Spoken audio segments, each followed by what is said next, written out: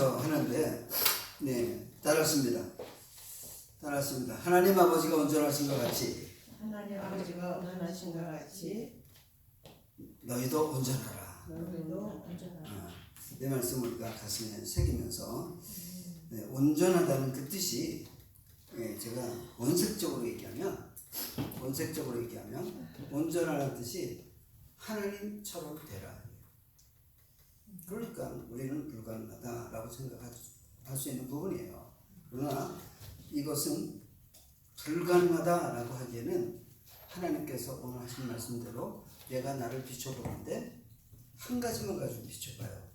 내가 원수를 사랑할 수 있는 단계인가? 온전한 단계는 원수를 사랑할 수 있어요. 온전한 단계는 내가 상처에서 벗어날 수 있어요. 온전한 단계에서는 내가 죽었다 살아나야 돼요.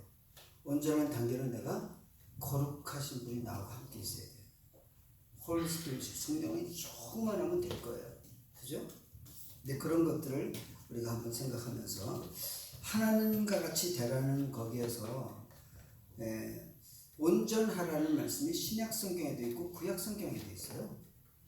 네, 오늘 신약 성경에서는 지금 마태복음에서 예수님께서 그 단어를 텔레이오스라고 하는 단어, 헬라어로 텔레이오스라고 하는 단어를 썼지만 우리 하나님께서 창세기 17장에 가보면 하나님께서 우리 아브라함을 불러가지고 하시는 말씀 중에 너는 내가 온전한 것 같이 너도 온전하라 이렇게 말씀하신 게 있어요. 그런 부분에서는 히브리어는 타민이라고 하는 단어를 썼어요. 타민. 이 단어는 영어로는 perfection, completely, totally matured 이렇게 완전히 무르익은 이제 그런 뜻을 가지고 있는데 또한 성경에서 우리가 사도 바울이나 베드로가 아주 많은 표현을 하는 것 중에 harmless, doubtless, blameless 이라는 단어를 써야 되죠. harmless는 뭐예요? 상처가 없다라는 거. doubtless는 뭐예요? 죄가 없다라는 거. 그리고 blameless는 책망할 것이 없다라는 거. 그 단계를 온전한 단계라고 해요. 그거 생각해 보세요. 우리가 책망할 것이 없습니까? 상처도 안 받았습니까? harmless, doubtless 무슨 소리예요? 죄도 없습니까? 그런 거 이런 것들을 총체적으로 이것은 온전한 단계구나. blameless, 저 사람은 blameless라는 말을 쓸 수가 있어요, 없어요? 누구든지 비난받은 일을 할 수 있잖아요, 그죠? 그런데 blameless라고 하면 이 온전한 단계를 다른 식으로 표현한 거예요. 자, 그래서 하나하나 좀 찾아보는데 에베소서 4장 13절을 들어가 봅니다. 에베소서 좀 써놓으세요. 그러면서 나중에 찾아보세요. 에베소서 4장 13절 누가 읽습니다.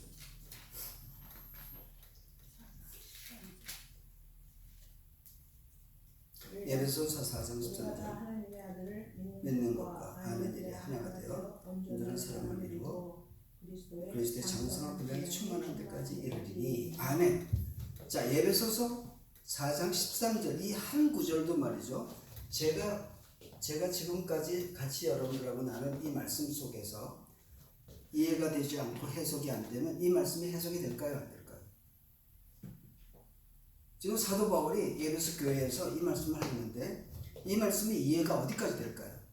질문합니다. 한번 보세요. 신구약 성서를 다 통틀어서 원어를 다 뒤져보는 거예요. 그래서 우리가 다 하나님의 아들을 믿는 것과 아는 일이 하나가 돼요.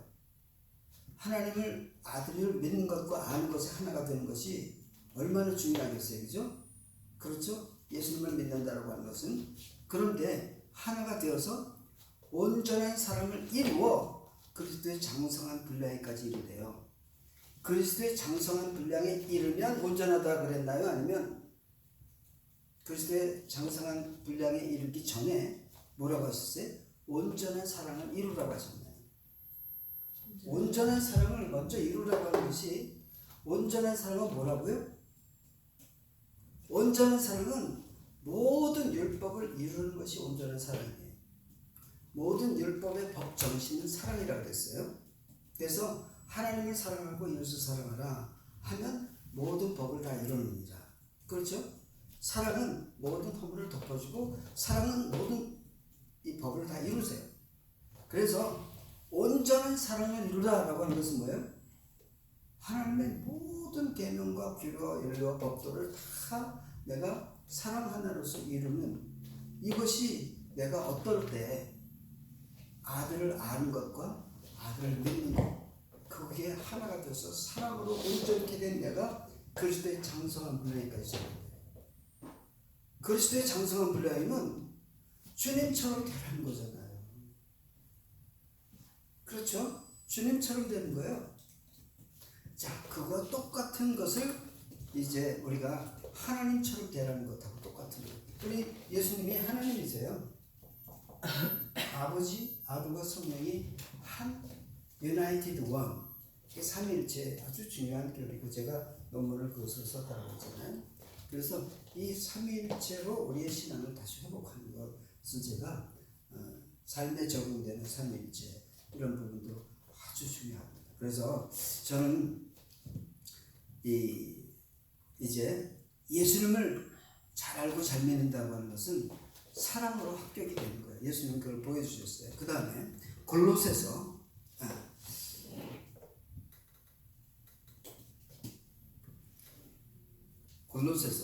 1장 28절을 읽겠습니다. 누가 한번 읽어보세요. 우리가 그를 전파하며 각 사람을 권하고 모든 지혜를 각 사람을 가르치는 각 사람을 그리스도 안에서 완전한 자로 세우려 하느니. 그거 보세요. 이것도 너무너무 좀 해석하기 어려운 말씀이에요. 자, 보십시다. 우리가 그를 전파한다는 게 뭐예요? 예수 그리스도의 십자가 죽으심과 복음을 전하는 게 바로 그 팩트를 전하는 것이 비밀이고 하나님의 진리예요. 그래서 예수님의 십자가 죽으심과 부활의 그 도를 그 복음을 전파하여 각 사람을 권하래요. 사람들한테 복음을 전파하라는 얘기죠. 그러면 그것이 어떻게 돼요? 모든 지혜로 각 사람을 가르치게 되는데 각 사람은 그리스도 안에서 완전한 자로 세우려 하는데요. 우리는 그래서 어디서 완전한 자가 된다고요? 누구에게? 복음을 믿는 자에게. 복음을 믿고 그리스도 예수 안에 있는 사람들은 그리스도의 성품으로 모든 일을 하는 거예요. 그 그리스도 안에서 살아가는 거예요. 그리스도 안에서 살아가는 사람은 바로 온전한 자로 그리스도 안에서 세워진대요. 근데 내가 상처를 많이 받는다라고 하면 내가 그리스도 안에 있을까요? 밖에 있을까요? 네. 상처를 많이 받는 분들에게 약점은 나는 착해. 왜? 나는 남한테 상처를 주지 않고 나는 상처를 받는 사람이니까 나는 피해자야. 그게 약점이에요.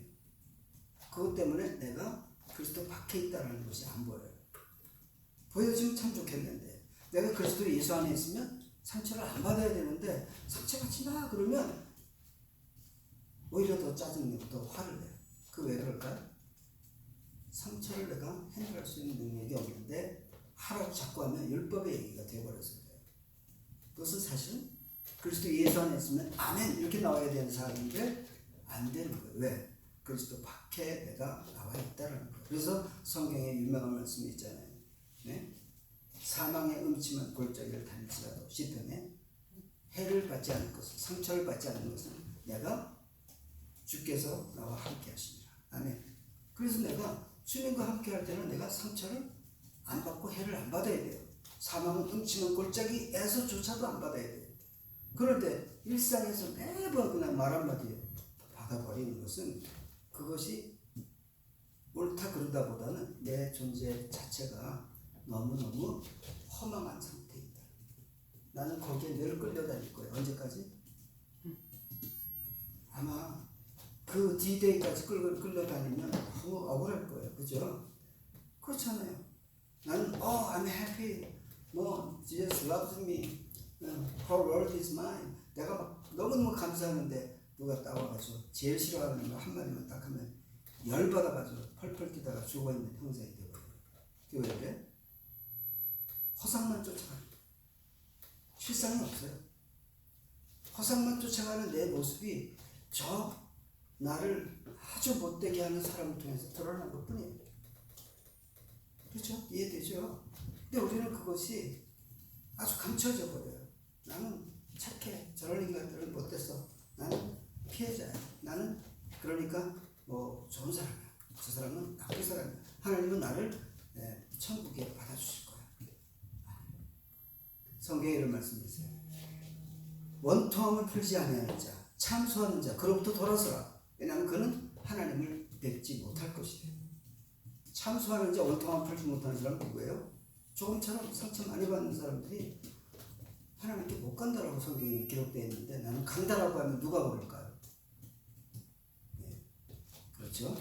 그래서 이 골로새서에도 그런 말씀이 있고 핵심은 그리스도 예수 안에서 우리는 온전하게 될 수 있다. 하나님 말씀 안에서 될 수 있다. 성령 안에서 될 수 있다. 라고 하는 것을 계속 말씀하시는데 구약 성경에서 이야기하는 그 부분도 우리는 온전치 못한 상태와 온전한 상태를 이렇게 나눠줄 때가 있습니다. 우선 베드로후서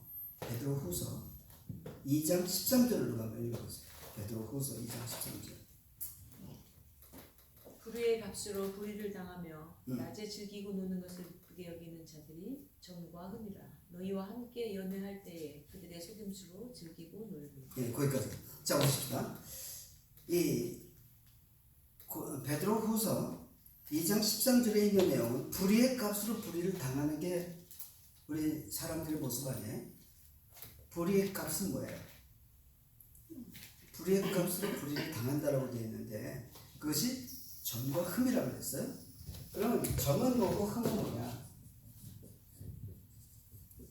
이게 불의의 값이에요. 이게 불의를 당하는 거예요. 불의의 값은 죄라는 거예요. 죄. 불의의 값은 죄고 불의를 당하는 것은 상처예요. 우리는 하나님 앞에 내가 제물로 드려지는 거 성경에 기록한 거 이해가시죠? 구약 성경에는 우리를 제물을 나 대신에 드려요. 그죠? 나 대신에 제물을 드리는데 그 제물이 젖없고 흠없는 어린 양을 드려야 돼. 그죠? 응? 성경에 보면 그 제물을 레위기에 보면 흠이 있는 그리고 상처받은 그런 제물을 받나요? 안 받나요? 안 받죠?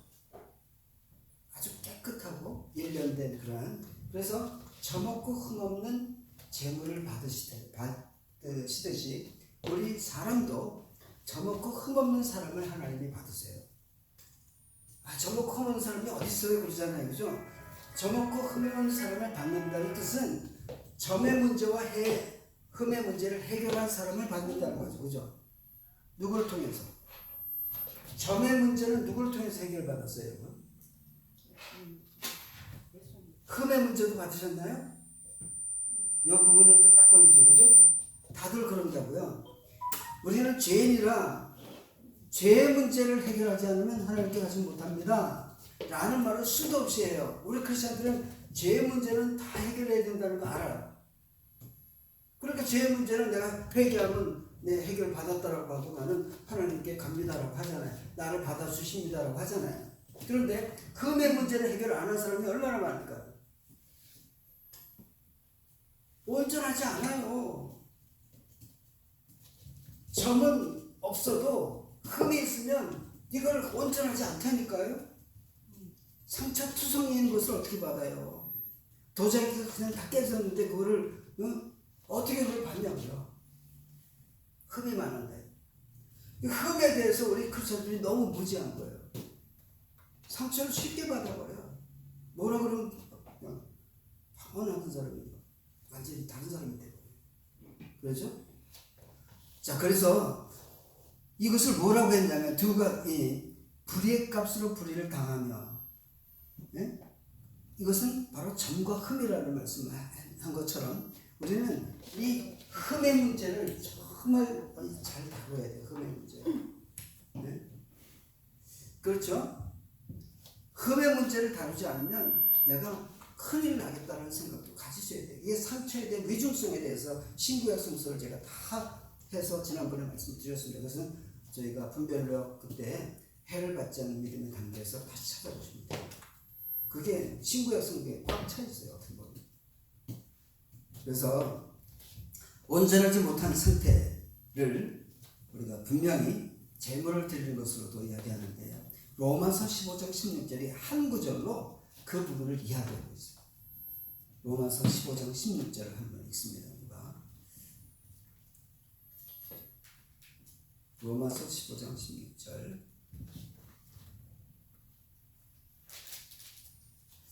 자, 읽습니다. 이 은혜는 곧 나로 이방인을 위하여 그리스도 예수의 일꾼이 되어 하나님의 복음의 제사장의 직무를 하게 하사 이방인을 제물로 드리는 것이 성령 안에서 거룩하게 되어 받으실 만하게 하려 하심이라. 아멘. 이방인을 제물을 드리는데 이방인의 제물이 어떻다고요? 점이 있고 흠이 많아. 그럼 못 받으시잖아요. 그죠? 그러니까 어떻게 한다고 지금 돼 있어요? 성령 안에서 거룩하게 만들어서 드린다라고 하는 거잖아요. 그럼 뭐라는 거예요? 거듭나서 성령의 세례를 받은 사람을 주님께 드린다는 거예요. 그런데도 불구하고 사람들은 성령 안 받으면 우리가 구원 못 받았는데 계속 그러신다니까. 이제 내가 갖고 있는 말씀 하나에 딱 꽂히면 전체를 볼 줄 모르면 안 되죠. 전체를 다 말씀으로 주님께서 주신 이유는 뭐겠어요? 주님 앞에 설 때 네가 무슨 말을 믿고 하냐면 주님이 하신 말씀을 내가 이야기해야 될 거 아니에요. 적어도 주님 앞에 섰는데 아니 바울이가 얘기했대요, 아니면 베드로가 얘기했대요, 아니면 뭐 모세가 얘기했대요 라고 하면 네가 내 말을 안 믿었구나 그러실 거 아니에요. 내가 그 말을 다 해석해서 이렇게 말씀했는데 너는 내 말을 안 믿었구나. 그럼 결국 예수를 믿는 건가요? 안 믿는 건가요? 어떤 분은 그래 시대적으로 구분을 해버려요. 그러면 구분하면 주님 앞에 설 때도 구분을 해야지. 어떻게 구분하느냐면 예수님 당시에는 이런 말을 하는 것을 이 사람들에게 했고 지금은 우리하고 다르다는 거예요. 우리는 은혜 시대에 살고 있고 은혜를 받았기 때문에 우리는 상관없다는 거예요. 예수님 하신 말씀은 그냥 사도들이 이렇게 한 말로 다 쳐준다라고 얘기를 하는 거예요. 그런 말이 어디 있어요? 주님이 진리세요. 그 말씀을 꿰뚫어 보시고 2000년 전이나 4000년 전이나 지금이나 앞으로도 주님이 하신 말씀으로는 no problem이 되지만 주님이 하신 말씀 아닌 거 붙들고 주님의 말씀에 거슬리면 다 문제가 돼요. 이게 성경을 보는 시각이에요. 뷰 포인트가 정확해야 돼요. 그게 진리를 보는 거예요. 자, 그래서 로마서 15장 16절도 아주 중요한 내용이죠. 우리는 복음의 제사장이라는 얘기가 뭐예요? 저와 여러분들은 그리스도인들은 내가 복음의 제사장. 성경에서 얘기하는 율법의 제사장이 아니라 복음의 제사장은 사람을 드리는 거예요. 아멘? 어떤 사람? 저먹고 흠없는 사람으로 성령 안에서 거룩하게 만들어서 거듭난 사람을 드리는 일을 크리스천들이 해야 돼요. 그래서 우리 교회 그거 하자는 거 아니에요.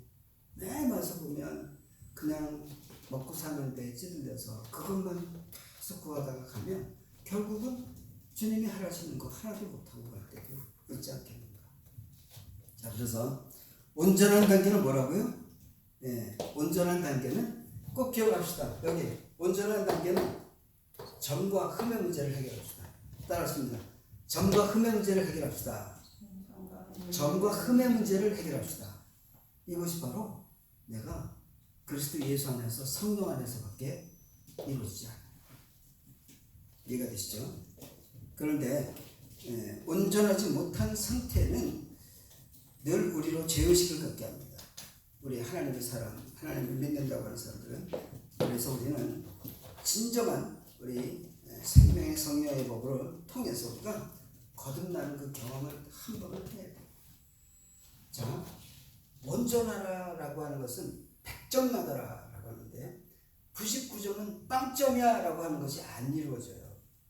99점은 빵점이라고 하는 말로 들려야 되는데 그게 안 되는 것이 인간의 한계성을 거기다 프레임에 집어넣어서 하나님을 자꾸 그 프레임 안에 내가 집어넣으려고 하는 거예요. 내 하나님 프레임에 내가 들어가야 되는데 하나님은 내 프레임에 집어넣으려고 그래.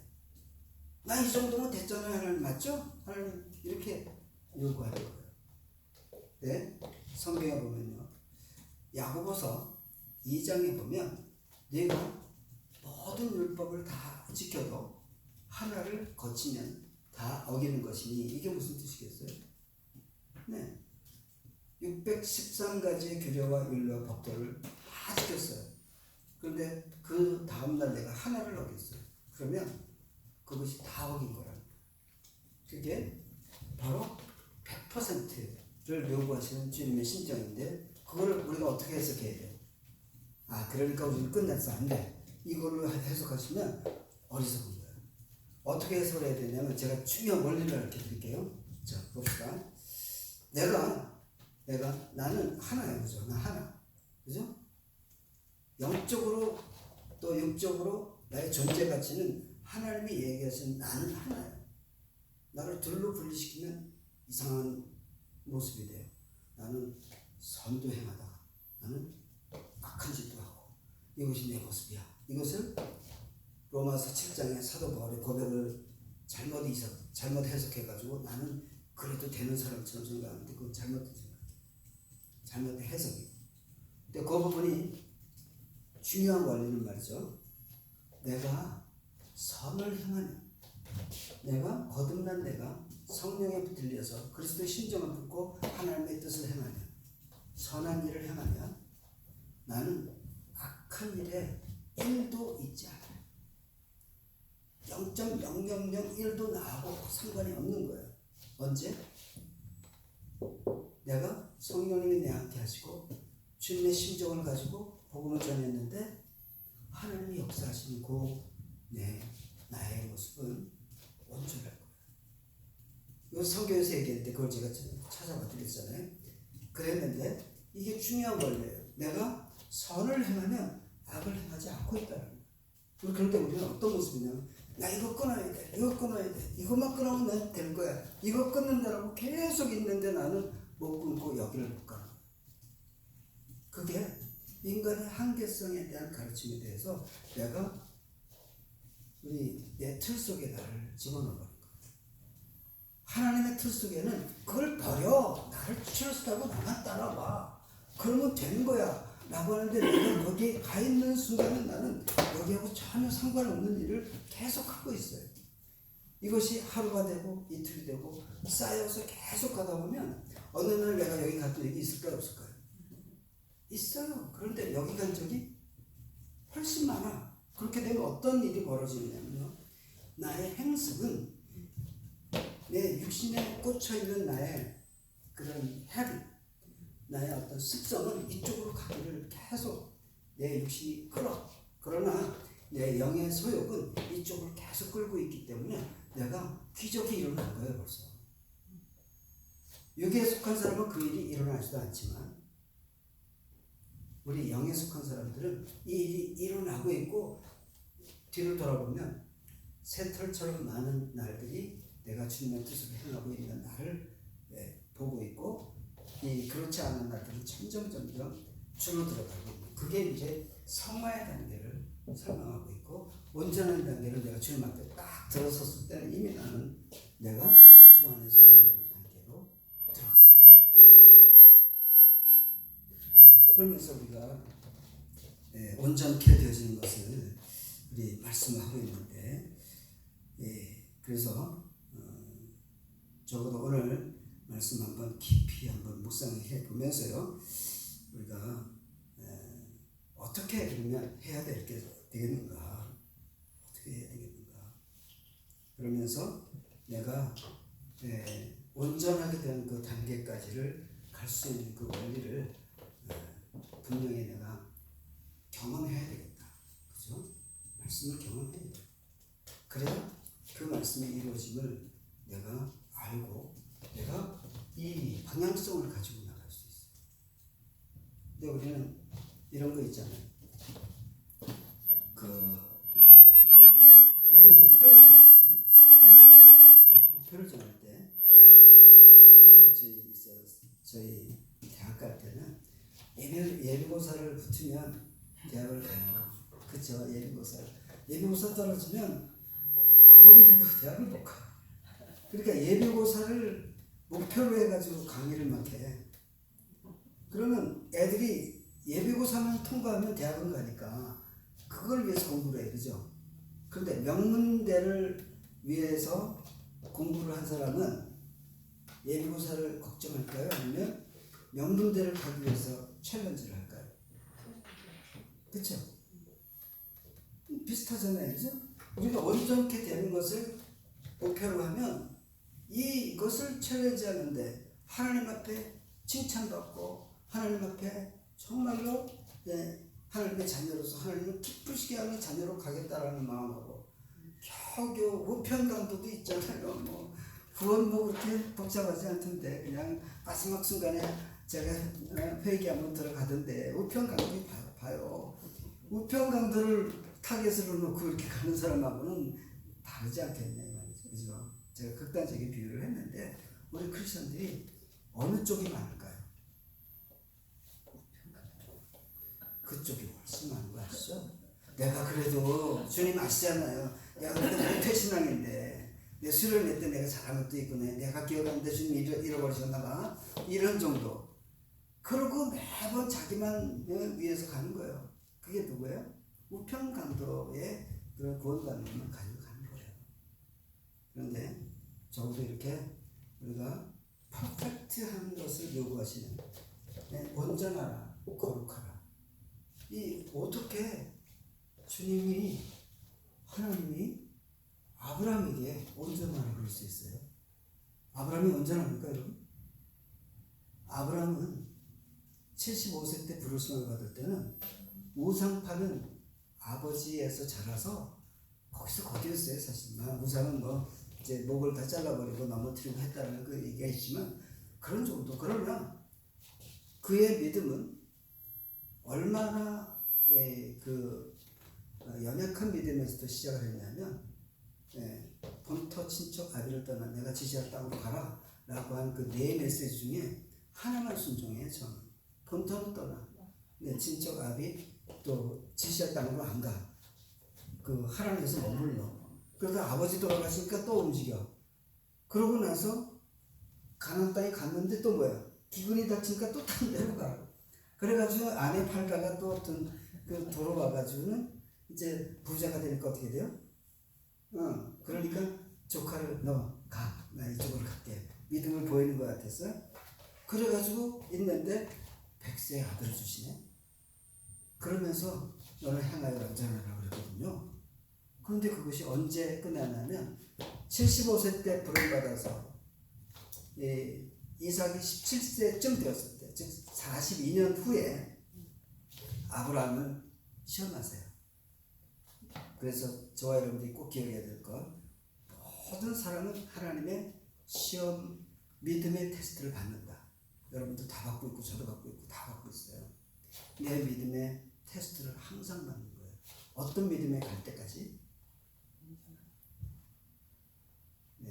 그 말이 맞긴 맞는데 포인트가 아니야. 자 보세요. 잘 들으셔야 돼요. 그래서 누구예요?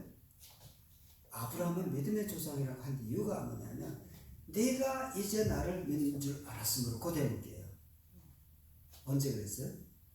네가 나를 믿는 줄 알았으므로. 독자 이삭을 번제물로 바치라 했을 때 이를 죽이시리가 살리실 줄 믿었으므로 알았습니다. 이를 죽이겠던 그것을 보고 그 믿음을 보고 네가 나를 믿는 줄이지 알았으므로 믿음의 테스트에 끝이 난 거예요. 그게 뭐냐면 이 단계예요. 내가 진정으로 이삭을 잡아서 하나님 앞에 드리려고 실제로 칼을 빼서 뭐 진짜 0.1초만 늦어도 죽일 수 있었어요. 단번에 죽여야 되니까. 여러분 그 희생을 잡을 때도 양을 단번에 죽여야 돼요. 진실 끌면서 죽이면 양의 고통을 주는 것은 절대로 금하기 때문에 한 번에 죽여야 돼요. 한 번에. 그 이삭을 한 번에 죽이려고 하는데 스탑했잖아요. 그죠? 그러면서 하나님께서 예비된 양을 또 제물로 주셨듯이 그때 그 믿음은 저는 이렇게 생각했어요. 여러분들도 저는 공감하실 겁니다. 아브라함이 정말 그런 믿음이 이를 죽이시니까 살리실 줄 알았다고 정말 믿었을까요? 그게 아니라면 성경이 잘못 쓰여져야 돼요. 그죠? 근데 저는 이 부분을 이렇게 해석해 봤어요. 아브라함이 적어도 죽었다 난 경험이 없는 사람이, 자, 잘 들어보세요. 아브라함이 내가 죽었다 살아나는 경험이 없는 사람이 아들을 죽였다 살아난다는 걸 믿을까요? 그 논리적으로 안 맞아요.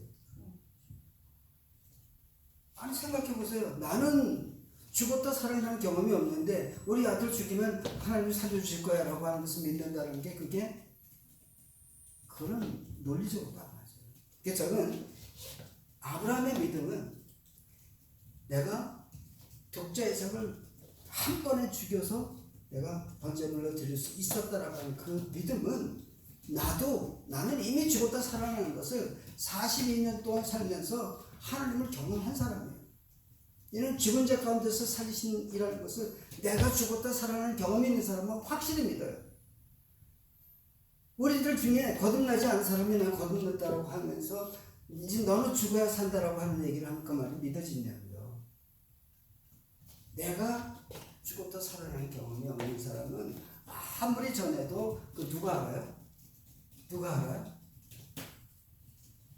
네, 로스타셨네. 제가 질문하는 거를. 자, 내가 죽었다 살아난 경험이 없는 사람이 아무리 죽었다 살아나라고 해도 듣는 사람 뭐라 부르지 아세요? 너나 잘해라. 아니죠. 너나 죽었다 살아라. 그걸 누구를 통해서 얘기하냐면 하나님도 알고 사단도 알아요. 하나님만 하나님도 아시지. 그런데 자기만 모르는 거야. 누구도 안다고요? 사단도 알아요. 사단도 너는 내 건데 왜 그래? 너 좀 말 좀 잘못한 것 같아. 너는 내 거야. 사단이 그런다니까. 거듭나지 않아요. 그죠? 그런데 속아는 거죠, 사람들.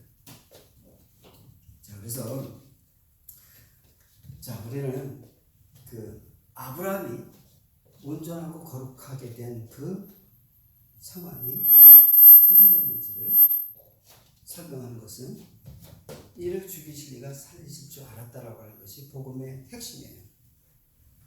십자가와 부활이에요. 죽으면 살리신 거가 하나님께서 그 믿음이 나에게 온전히 있을 때 나를 그 믿음으로 온전케 되었다.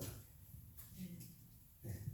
그래서 그 부분을 우리가 찾고 마치도록 하겠습니다. 그 부분이 골로새서 봅니다.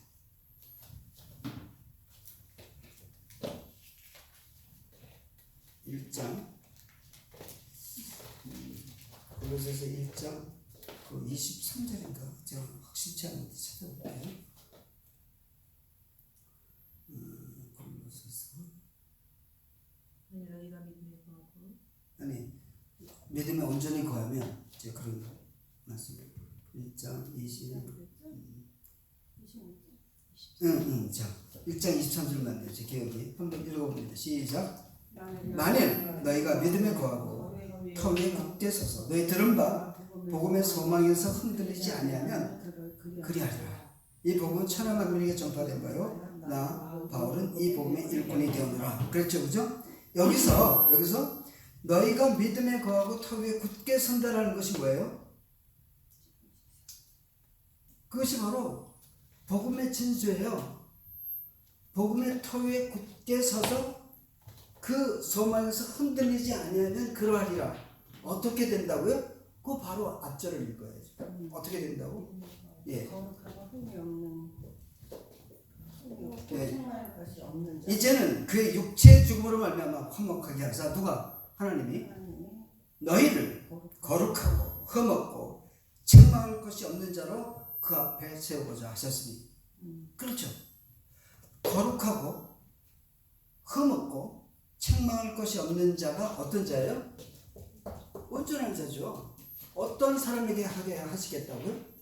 그 믿음의 토에 굳게 서서 흔들리지 않는데 그 복음을 믿는 그 믿음은 뭐예요? 그 믿음을 전할 때마다 온전케 하게 하십니다. 그게 28절에 우리가 아까 읽었잖아요. 그 전제가 이 전제예요. 우리 모두가 어떤 사람이었냐면 21절에 전에 악한 행실로 멀리 떠나 마음으로 원수가 되었던 너희를, 그렇죠? 사단에게 붙잡혀있던 우리 어떤 사람들이 어떻게 돌아선다고요? 예수님의 육체의 죽음으로 말미암아 우리를 화목하게 하셨다니까요. 육체의 죽음으로 말미암아 같이 죽고 같이 살아남으로 우리가 그분하고 화목하게 된 것이 내가 그분을 믿었다는 거잖아요. 영접했다는 거잖아요. 그죠? 똑같은 말씀입니다. 그럴 때 우리를 거룩하고 흠없고 책망할 것이 없는 자로 세우는 것은 바로 믿음을 가지고 있을 때, 복음을 믿는 그 믿음의 터 위에 굳게 서서 흔들리지 않으면, 저와 여러분들이 복음을 믿습니까? 아멘. 그러면 그 복음을 믿는 그 믿음의 터 위에 서서 흔들리지 않으면 누구와 같은 믿음이에요? 아브라함과 같은 믿음. 바로 그게 다 연결이 되어 있고, 그 말씀을 이 사도 바울은 구약 성경을 꿰뚫어 보고 그 말씀을 전하는 거예요. 예수님이 하신 말씀을 함축해서 전하는 거예요. 이해가 되시죠? 네. 그러면 저와 여러분들이 이제 온전한 단계,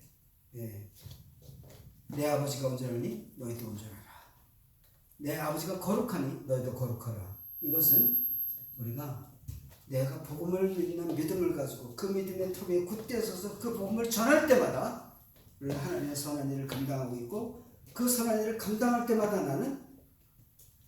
나는 책망할 것이 없는 자로 서게 된다는 것이죠. 온전한 자로 서게 된다는 것이죠. 나는 하나밖에 못한다라고 했어요. 내가 이제 주님 안에서 하나님의 일을 감당하고, 혹시나 내가 또 상처받고 마음이 아프면 얼른 주님 안으로 돌아오면 돼요. 그죠? 그러면 깨끗한 거예요. 아멘. 자, 그래서 이제 1번만 나왔어요. 자, 그래서 여기 나를 이제 말씀하시는데, 여러분, 제가 지금까지 20강까지 한 번도 안 빠진 사람들이죠. 그죠? 빠진 사람들은 빠진 걸 찾으세요. 찾아서 하시고 다음을 챌린지합니다. 이 20강을 다 보신 분은 내가 만드세요. 분별력 강의를 내가 만드세요. 그 말씀을 더 추가하고 가감해서라도 상관없습니다. 이것은 제가 그때 말씀드렸잖아요. 호주에 있는 또 우리 한국에 뉴욕에 있던 두 딸들을 놓고 20시간 강의하게 된 것이 저에게 그 피쉬의 틀이 되었고, 그것으로 제가 이제 거의 한 18년, 20년을 이제 이것을 가지고 제가 분별력 강의를 하게 됐는데, 이렇게 또 찍고 한 것은 처음이었어요. 녹음한 것은 몇 번 있었는데, 꼭 하면 녹음해 주세요 그랬는데, 저는 이제 여기서 제가 한 것을 가지고 예비한 게 많을 겁니다. 왜냐하면 짧은 시간에 한 거기 때문에. 또한 그런데 여러분들이 지금 이것을